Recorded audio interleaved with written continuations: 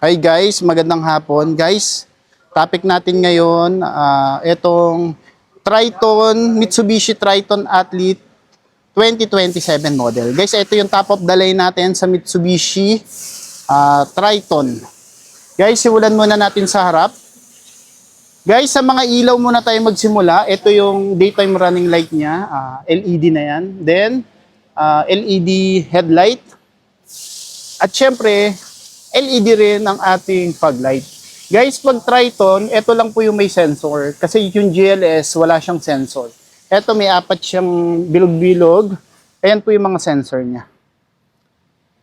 Then, meron din siyang front camera or multi-around monitor. Then, sa engine po ni Triton Athlete, same naman din sa iba, 2.4 liters. Pero ang maganda rito, twin turbo. Kaya ang engine niya is 4 and 16. Medyo mas malakas siya kung i-compare mo sa GLS tsaka sa GLX variant. Guys, dito naman tayo sa mags tsaka sa gulong. Ang size ng gulong natin sa Triton Athlete, 265 by 60 R18. Ang mags naman natin is black mags. Siyempre, alloy siya. Ito po yung ating mags. Tsaka yung gulong. Tsaka pag sa Athlete, meron na rin siyang built-in na fender. Ito yung design ng fender niya. Same din sa GLS.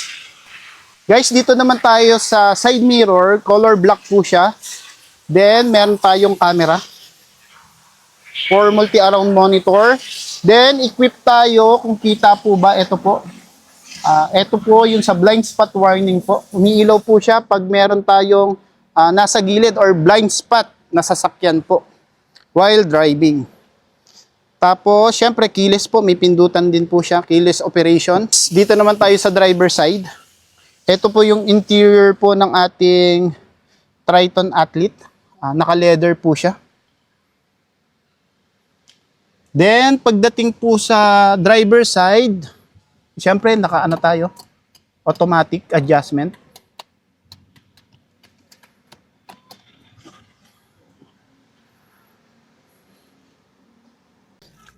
Guys, simulan natin dito sa steering wheel.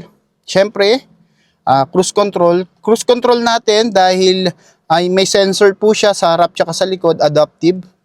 And answer call, reject call, hindi rin ito mawawala. Adaptive po, adaptive cruise control. Then, meron din po tayong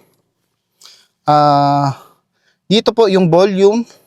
Then, dito po para naman po sa head unit. Then, sa ating meter cluster po. Then, kapag any naman po na na handbrake natin pagdating sa pickup, lahat po siya puro conventional, hindi siya yung electronic parking brake. Then, dito naman po sa transmission, automatic po tayo. Then, ito po yung, dahil 4x4 po tayo, meron tayong option for 2H, 4H, 4HLC, and 4LLC. Kailangan po natin, kung gusto nyo pong i-switch to, kailangan naka-full stop po tayo. Kung ililipat po natin. Commonly, ginagamit to yung 2H for mga road. At yung 4LC, ito naman po yung mga bundok, mga medyo mababato na. Tsaka drive modes, meron din tayong drive modes. Then, pagdating naman po sa aircon, syempre, piano type pa rin po. Kompleto pa rin naman tayo. May auto, ventilation, fan speed, modes, aircon, and on and off. Tsaka pwede rin po rito. Naka-Nano X po tayo para pagdating sa filtration. Lalo na yung, alam nyo guys, yung sa mga split type, yung Panasonic. Dito na uso yan, Nano X. Guys, ito yung head unit natin. Medyo malaki to. Parang nasa 9 to 11 inches tong head unit natin. Pero sa mga comment lang po kayo para may discuss natin kung kano kalaki tong head unit natin sa Triton Athlete po. Ito po yung volume, tune scroll, tsaka push sound. Then, meron din siyang manual dito. Touchscreen po ito pero may manual din, map, camera, audio. Then, equip din tayo ng center console pagdating sa Triton Athlete. Tin susi. Guys, dalawa naman po siya. Tapos, syempre, wireless charger. Equip siya ng wireless charger. Even yung ano naman po, GLS wireless charger naman. At syempre, para din, baka makalimutan natin, syempre push start po. GLS and Triton Athlete is push start na po. Ito yung glove box natin. Andito yung basic tools. Yan guys. Lipat na tayo.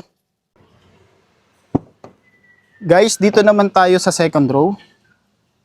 Ito po yung interior po natin. Pagdating sa second row. Yung ilaw, yellow. Tapos sa gitna po, sa likod ng center console po natin, meron tayong 20 volts. Tsaka type C. Tsaka USB. Ito, kung may adapter ka, pwede natin itong gamitin para sa additional charger, yung power charger natin. Siyempre, hindi mawawala yung armrest. Ito, may lagayan din tayo ng mga cup, mga mahilig sa Starbucks. Okay, so ito, ang ganda ng ating may heat guard po. Yung ating mga upuan. Naka-leather po siya.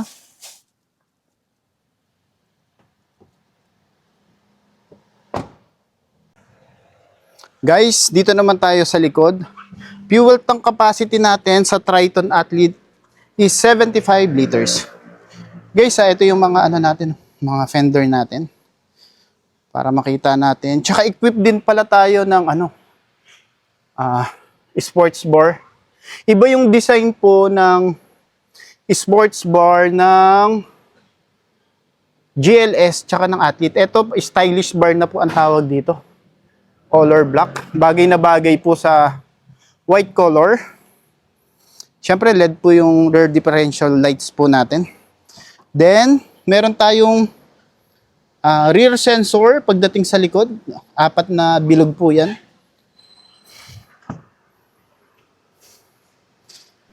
Guys, ito yung likod natin. Siyempre, pre yung bed liner po. Guys, para makita nyo ng buo. Guys, sa Triton Athlete, meron tayong 4 colors. Ito yung white diamond. Equip din tayo ng orange, black, tsaka gray color. Bali, 4 po na color na available dito sa Triton Athlete. Guys, 2027 model na po ito. Guys, sa mga interested sa top of the line ng pickup, kung gusto nyo maporma, malakas. Guys, ito yung nanalo. Itong unit na to, Triton Athlete. Nung nakaraan yung rally. Hindi ko na alam kung anong rally yon, basta ito yung nanalo. Triton Athlete. Guys, message nyo lang po ako dito sa YouTube. Pwede rin sa number ko na 0995-123-0922 po para mabigyan ko po kayo ng quotation. Guys, mababa lang down payment nito. Ang alam ko kaya ng down payment nito nasa 50 more or less po, 50,000. Triton Athlete 2027 model na po. Guys, sa mga interested, selected or onti lang po yung unit nito. Kaya sa mga mag-o-order, message na kayo agad para mabigyan ko po kayo ng unit. Kasi ngayon, eto nabigyan yung unit yung kasamahan ko. Color, white color po ng Triton Athlete. Guys, thank you po. Maraming salamat po. Comment lang po kayo sa mga katanungan para yung ibang mga features masabi ko rin po.